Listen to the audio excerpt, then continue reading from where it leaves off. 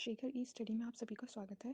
प्रिय विद्यार्थियों, हमारे इस ऑनलाइन इंस्टीट्यूट के माध्यम से आप सभी को गणित और हिंदी विषय का आधारभूत तरीके से अध्यापन कराया जाता है, जिसमें कहीं अगर थोड़ी बहुत त्रुटि हो जाती है तो उसके लिए हम क्षमा प्रार्थी हैं और इस संबंध में आपके सुझाव आमंत्रित हैं। धन्यवाद। हेलो दोस्तों, मैं शेखर स्वागत करता हूं आपका अपने YouTube channel Shekhar study point में। दोस्तों, UP UP triple SC super TT UP TT CTET की सामान्य गणित की अभ्यास श्रृंखला चल रही थी, जिसमें हम टॉपिक वाइज अध्ययन कर रहे थे। हमने अंक की क्षमता के पार्ट देख चुके हैं। उसी क्रम में आज 7वां पार्ट होगा। धीरे धीरे चैप्टर समाप्ति की ओर पे। ठीक है, हम इस समय विभाज्यता का नियम पढ़ रहे थे। अगर आपने पीछे के पार्ट देखे होंगे तो आप स्पष्ट समझ में आए होंगे कि आपको कैसे और किस तरीके से बेसिक तरीके से बताया जा रहा है। ठीक है, प्रत्येक चैप्टर को एकदम बेसिक से बताया जाएगा। हर एक प्रश्न को विधिवत आपके सामने सॉल्व किया जाएगा। उनकी प्रक्रियाएं आपको समझाई जाएंगी ताकि आपको किसी भी प्रकार की कोई दिक्कत हो न। अगर फिर भी दिक्कत होती तो आप कमेंट बॉक्स में पूछ सकते हैं या टेलीग्राम पे भेज सकते हैं। ठीक है, तो आइए शुरुआत करते हैं आज के पार्ट 7 की। ये 7 से विभाजिता का नियम। यदि दी गई संख्या की इकाई के अंक में 2 से गुणा करके शेष अंक से घटाने पर यदि वह 7 से विभाज्य है तो पूरी संख्या 7 से विभाज्य होगी। मतलब जैसे हम एक संख्या लिखें 1792। ठीक है, अब ये संख्या दी हुई है, इसके इकाई के अंक में ये क्या है, इकाई का अंक है। ठीक है, इसके इकाई के अंक में 2 से गुणा करने, मतलब करें इसके इकाई के अंक में हम 2 से गुणा कर दें, फिर शेष स्टेप बाय स्टेप समझिए। फिर शेष अंक से, मतलब शेष कौन सा अंक बचे हैं, ये बचे हैं 179। शेष अंक से घटाने, मतलब 2 का गुणा, इकाई के अंक में 2 का गुणा करेंगे क्या आएगा, 4 आएगा। 2 गुणे 2 4। और शेष अंक क्या है 179, मतलब 179 में हम 4 को घटा दें तो क्या आएगा 175। घटाने पर यदि वह 7 से विभाजित है, मतलब अगर ये 7 से विभाजित है तो पूरी संख्या 7 से विभाजित होगी। तो 7 से क्या विभाजित है, 7 2 में 14, 15 16 17, 7 5 में 35, कट गया 25 बार कट गया, अर्थात 1792 7 से विभाज्य है। ठीक, 1792 क्या है, 7 से विभाज्य है। ठीक है, तो उम्मीद करता हूँ समझ में आया होगा कैसे कैसे मैंने किया। एक और उदाहरण आप देख लीजिए ताकि और स्पष्ट हो जाए। जैसे मैं कहूँ आपको 18109, क्या यह 7 से विभाज्य है? तो आप क्या करेंगे, यदि दी गई संख्या के इकाई के अंक में, इकाई का अंक क्या है 9, 2 से गुणा करके, इसमें 2 से गुणा करेंगे क्या आएगा, 9 गुणे 2 क्या होता है 18 होता है, करके शेष अंक से, शेष अंक क्या है 18 10, मतलब 18 10 शेष अंक से घटाने पर से 18 घटा दें।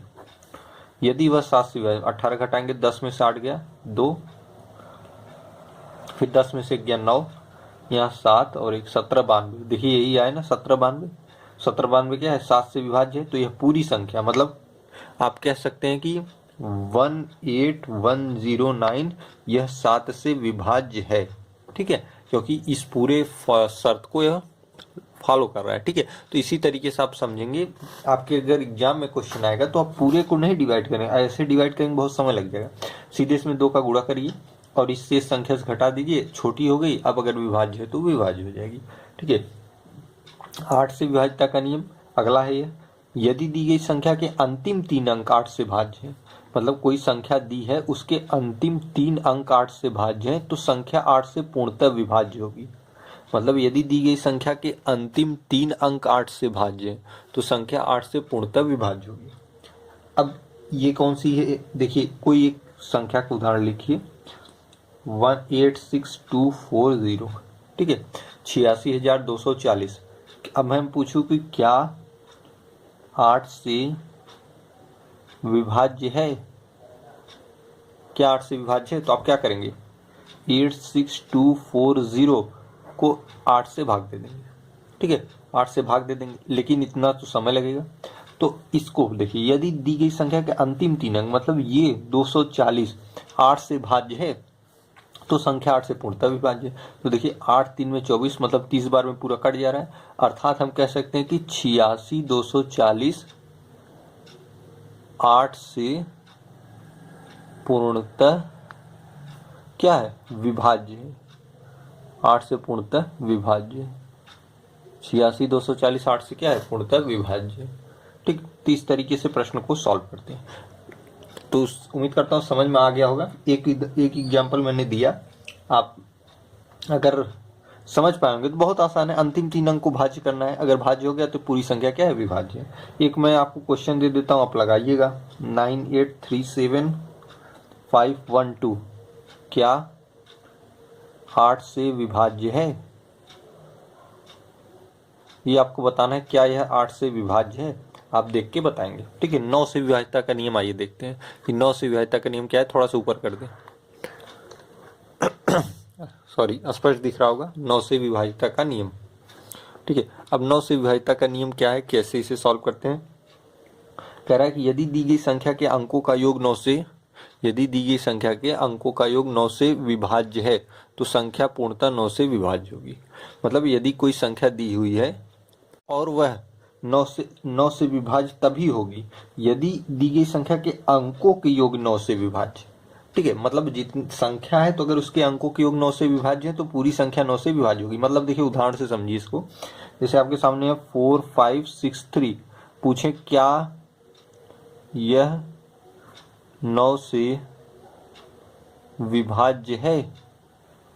क्या यह 9 से विभाज्य है? आपसे अगर पूछा जाए कि 4563 क्या 9 से विभाज्य है, तो यदि दी गई संख्या के अंकों का योग 9 से विभाज्य है, अंकों का योग 4 5 6 3, करिए 5 4 9, 9 6 15, 15 3 18। अब 18 आ गया अंकों का योग। अंकों का योग कितना है, 5। देखिए ऐसे करते हैं योग, 5 4 9, 9 6 15, 15 3 18। अब अगर ये 9 से विभाज्य है, 9 2 में 18, तो आप कह सकते हैं कि 4563 पूर्णतः 9 से विभाज्य है। पूर्णतः क्या है, 9 से विभाज्य है, ठीक। क्यों? क्योंकि यदि संख्या के अंकों का योग 9 से विभाज्य है तो अंकों का योग 9 से क्या है, विभाज्य है, तो संख्या पूर्णतः 9 से विभाज्य होगी। बहुत सिंपल सा है, 9 का कॉन्सेप्ट बहुत आसान होता है। जिससे देखिए एक और हम बता देते हैं उदाहरण आपको, 98375। आप पूछे क्या यह 9 से विभाज्य है, तो आप जोड़ लीजिए 8 8 16 17 3 20 7 27 4 31 5 36। अंकों का योग क्या है, 36 है। क्या 9 से विभाज्य है, 9 4 में 36। तो यह पूरी संख्या क्या है, 9 से विभाज्य है।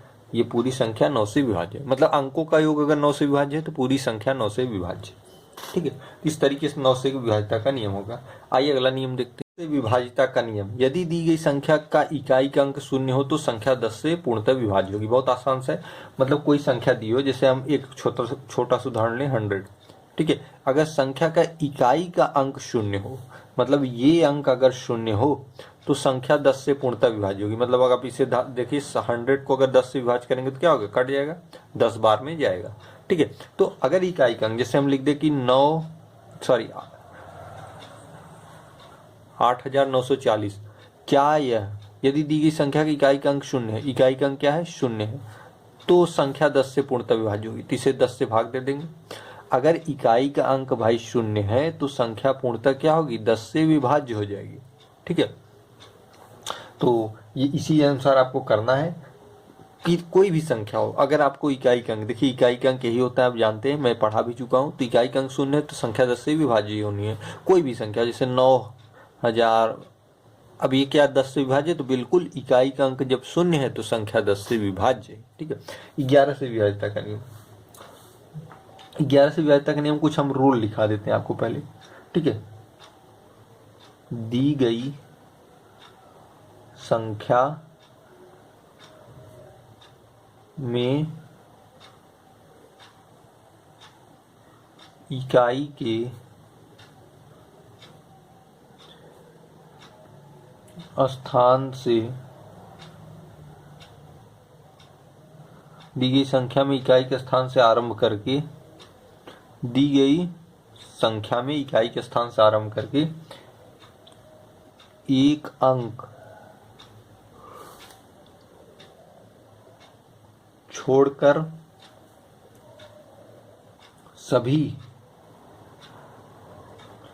अंकों को, ये रूल आपको लिखवा देने, अंकों को जोड़ लेंगे, ठीक, जोड़ लेंगे, ठीक।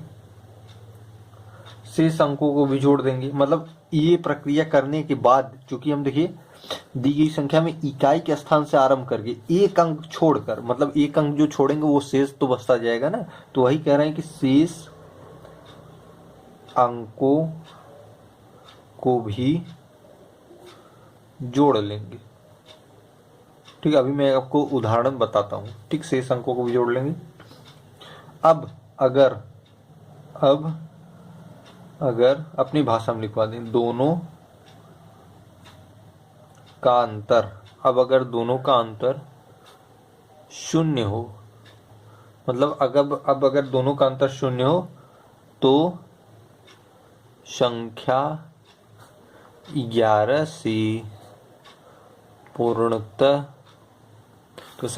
से पूर्णतः विभाज्य होगी।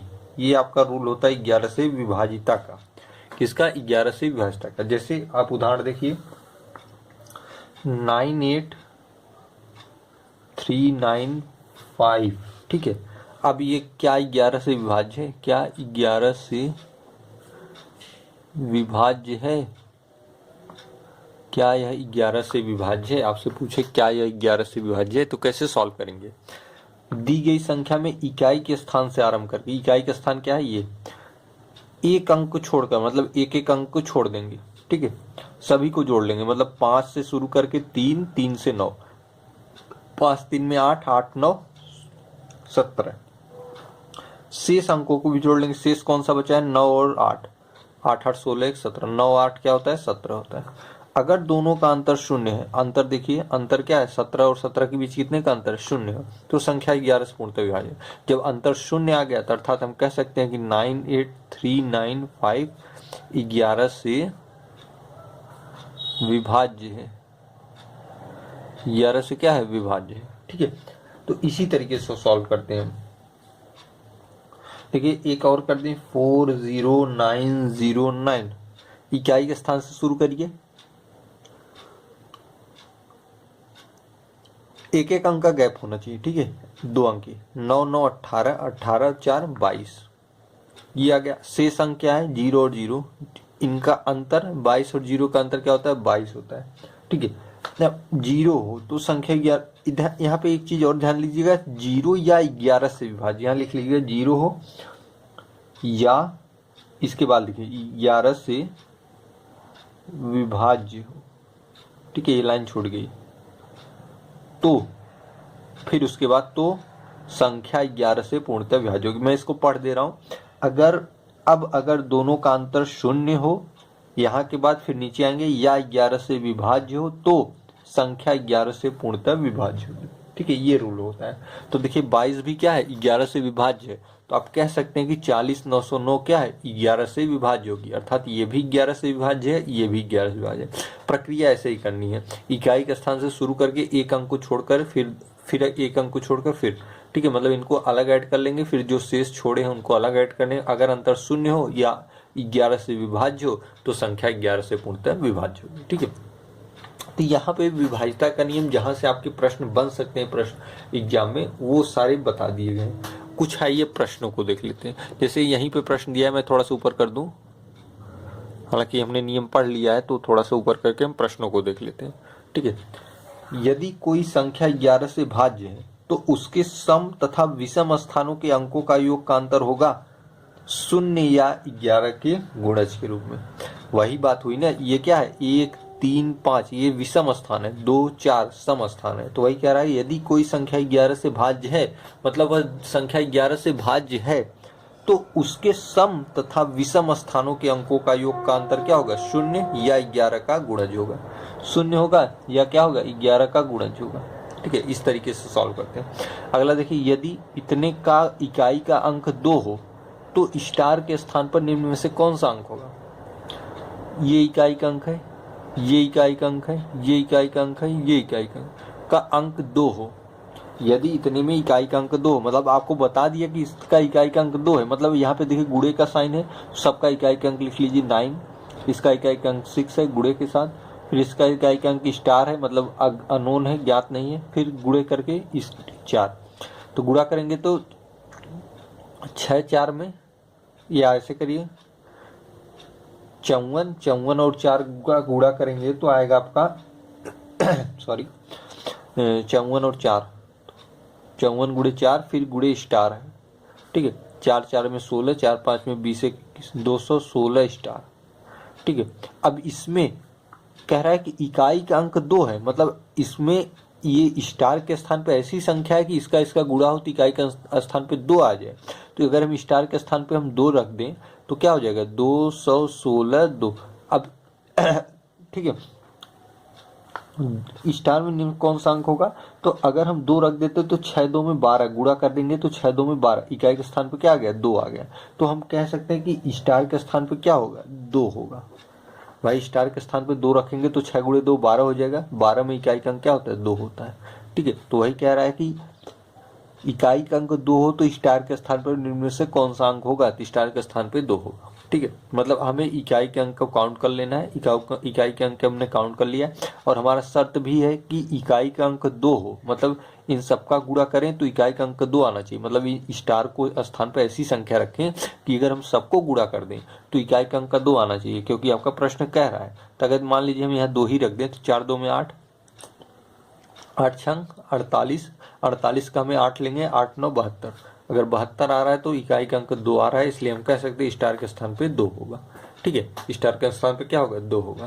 तो इस तरीके से प्रश्नों को सॉल्व करते हैं। आइए कुछ और प्रश्नों को देख लेते हैं। देखिएगा प्रश्नों की फिर से श्रृंखला देखते हैं। कह रहा है कि 243 की पावर 137 फैक्टोरियल में इकाई का अंक होगा। आपसे इकाई का अंक पूछ रहा है कि 243 के पावर 137 आगे फैक्टोरियल का साइन है में इकाई का अंक क्या होगा, ये पूछा जा रहा है। देखिए 137 फैक्टोरियल, इसका मतलब क्या होता है मैंने बताया था, फैक्टोरियल को अगले पार्ट में मैंने पढ़ा रखा है, अगर आप जानते होंगे।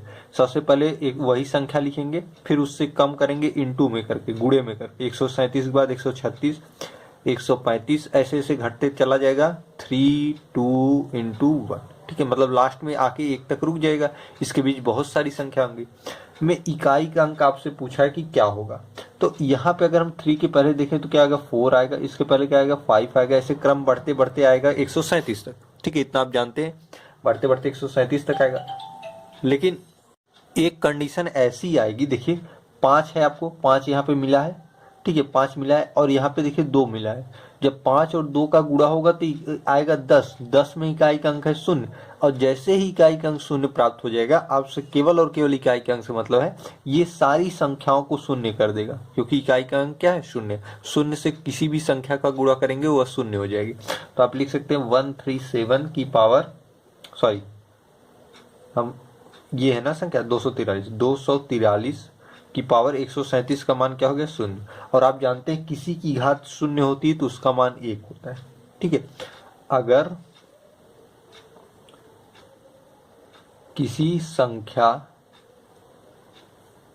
की घात 0 हो, यहाँ पे देखिए कोई गड़बड़ी हो रही है, ठीक है। यहाँ पे हमें इकाई का अंक ज्ञात करना है, मान नहीं लिखना है। हमने जो कह दिया कि 243 की पावर 0 तो उसका मान 1, नहीं, हमें इकाई का अंक ज्ञात करना है, ठीक है। इसलिए ये रूल यहाँ फॉलो नहीं होगा। इतना आप ये इसे कैंसिल कर दीजिए, ठीक है। थोड़ा सा इसमें कंफ्यूजन हो गया। 243 की पावर 0 है, आप इतना जानते रहिए कैसे आया ये। 137 का फैक्टोरियल कर देते हैं, 5 और 2 मिल जाता है, 10 हो जाता है। इकाई का अंक से मतलब होता है इकाई का अंक 0 होता है, पूरी संख्या को 0 कर देता है। तो हमने 243 की पावर 0 लिख दिया। अगर किसी संख्या की घात 0 हो तो उस शून्य को ये इसका मतलब 0 है, ठीक है, इसका मतलब क्या है 0, उस 0 को 4 मानकर, उस 0 को 4 मानकर इकाई का अंक ज्ञात करते हैं। इकाई का अंक ये मैं लिखवा भी चुका हूं, इकाई का अंक ज्ञात करते हैं। मतलब उस 0 को आप क्या करेंगे 4 मान लेंगे। तो जैसे यहाँ पे देखिए 243 की पावर 0 है, 0 को हम क्या मान लेंगे 4। अब हमें इकाई का अंक ज्ञात करना हुआ तो 3, इकाई का अंक क्या है 3 है, 3 के ऊपर 4 है तो 3 गुणे 3 गुणे 3 गुणे 3, 3 3 में 9, 3 में 27, 3 में 81, 81वीं इकाई का अंक क्या है 1। यही हमारा आंसर हो जाएगा, क्या 1 आंसर हो जाएगा, क्या 1 आंसर। ठीक है, कैसे करेंगे स्पष्ट समझ में आया होगा। थोड़ा सा कंफ्यूजन होगी, इसलिए आपको कंफ्यूज नहीं होना। जैसे मैंने बताया, पहले 137 को सॉल्व कर लेंगे, आगे जाएगा 0। अगर किसी संख्या की घात का अगर 0 हो तो उस शून्य को हम 4 मानकर इकाई का अंक ज्ञात करते हैं। इस शून्य को हमने 4 मान लिया, 223 की पावर 4। अब ये देखिए इकाई का अंक क्या है 3 है, 3 की पावर 4 तो 3 गुणे 3 गुणे 3 गुणे 3, तो क्या हो जाएगा 81। 81 में 1 क्या है, यही इकाई का अंक। ठीक है, यही क्या है इकाई का अंक है। अगला प्रश्न देखते हैं। यदि दो संख्याएं 1 से छोटी हैं तो उनके योग को उनके गुणनफल से विभाजित करने पर प्राप्त होगा। यदि दो संख्याएं 1 से छोटी हैं, 1 से छोटी क्या है, दो संख्या है, वो क्या है 1 से छोटी, 1 से छोटी दो संख्याएं,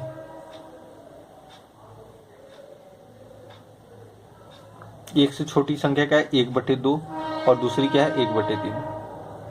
ठीक है, एक से छोटी संख्या 1/2 और दूसरी 1/3 है। ठीक है, एक से छोटी है तो उनके योग मतलब इनका योग करिए 1/2 और 1/3 और उनके गुणनफल, इनका गुणनफल करिए 1/2 गुणे 1/3 से विभाजित करने पर, विभाजित मतलब ये भाग करने पर प्राप्त होगा। तो देखिए इसका एलसीएम हो जाएगा ऊपर वाले का 6, 2 3 में 6, 3 2 में 6, 5/6, 3 दूनी 6, 1/6। ये 6 से कैंसिल हो जाएगा, आपको आएगा 5। ये 5 क्या है, ये 5 क्या है 1 से अधिक है, तो आपका विकल्प हो जाएगा 1 से अधिक। यदि दो संख्याएं 1 से छोटी हैं तो उनके योग को उनके गुणनफल से विभाजित करने पर प्राप्त होगा। जो प्राप्त होगा मान वह 1 से अधिक होगा, जो प्राप्त मान होगा वह 1 से अधिक होगा। ठीक है, इस तरीके से सॉल्व करते हैं। 1 से छोटी कोई भी ले लें, ऐसा नहीं कि आप, सॉरी थोड़ा सा दिख नहीं रहा होगा, मैं ऊपर कर दूं। ठीक है, अब दिख रहा है। तो 1 से छोटी आप कोई भी ले सकते हैं। मैंने 1/2 और 1/3 लिया 1 से छोटी। आप चाहे तो 1/3 या 1/4 ले सकते हैं, फिर भी सॉल्व करेंगे तो 1 से अधिक ही मान आएगा, यही आंसर आएगा आपको। ठीक है, चाहे 1/3 1/4 लीजिए, मैंने 1/2 1/3 लेके एक उदाहरण आपको दिखा दिया, 5 आया है, ये 1 से अधिक। ठीक है, इस तरीके से प्रश्नों को आप सॉल्व करेंगे। अगला प्रश्न देखिए, ये आप करके हमें बताएंगे। इसको देखिए, यदि किसी संख्या को 16 से भाग देने पर 7 शेष बचता है तो उसी संख्या को 4 से भाग देने पर शेषफल क्या होगा। 16 से भाग देने पर, ठीक है, आप जानते हैं यहाँ पे होता है भाजक, यहाँ पे होता है भाज्य, जब भाग देते हैं आप छोटी कक्षाओं में, यहाँ होता है भागफल। ठीक है, और यहाँ पे जो आता है वो होता है शेषफल। ये तो आप जानते हैं, हालांकि मैं शायद ना बताया हूँ, तो यहाँ आप समझ लीजिए, शॉर्ट में बता देता हूँ, भाजक, भाज्य, भागफल, शेषफल। ठीक है, इस तरीके से भाग दिया जाता है। अरे मेरे कहने का मतलब ये 8 को आप किससे 2 से भाग देंगे, 2 4 में 8, शेष क्या बचेगा 0। तो ये क्या है भाजक है, ये क्या है 8 क्या है भाज्य है, 4 क्या है भागफल है, 0 क्या है शेषफल है। समझ में आया। अब आप इसे कह रहा है कि यदि किसी संख्या मतलब भाज्य को कह रहा है, भाज्य ही तो संख्या होगी, इसी की तो बात करेगा, भाज्य ही तो क्या है संख्या है। ठीक है, मतलब संख्या अर्थात भाज्य। तो भाज्य बराबर होता है, आप एक फार्मूला जानते होंगे, भाज्य बराबर भाजक गुणे भागफल, भाजक गुणे भागफल धन शेषफल, भाजक गुणे भागफल धन शेषफल। भाज्य बराबर होता है भाजक गुणे भागफल धन शेषफल, ये भाज्य बराबर होता है। ठीक है, तो भाज्य ही तो अर्थात संख्या की बात कर रहे हैं। यदि किसी संख्या को 16 से भाग दिया जाए, 16 से भाग दिया जाए, ठीक है, भाग 16 से दिया जा रहा है, ये 16 क्या है भाजक है, मतलब 16 है भाजक, भागफल क्या है तो 7 शेष बचता है, भागफल अननोन है तो x मान लीजिए, शेषफल क्या है 7, मतलब आपका भाज्य क्या हो गया, आपका भाज्य हो गया 16x + 7। ठीक है, तो उसी संख्या को, मतलब यही भाज्य ही तो संख्या, मैंने कहा ना भाज्य संख्या, उसी संख्या को 4 से भाग दें, अर्थात इसे हम 4 से भाग दें तो शेषफल क्या होगा। देखिए 4 4 में 16, ये तो पूरा कट गया। ठीक है, इसमें कोई भी संख्या हो, चूंकि 16 कट गया तो x का मान कुछ भी हो वो भी कट जाएगा 4 से। ठीक है, शेषफल नहीं बचेगा। जब इसमें भाग देंगे 4 1 में 4 तो क्या बचेगा 3 शेष बचेगा। कैसे, 4 1 में 4 गया तो बचा कितना 3 ही शेष।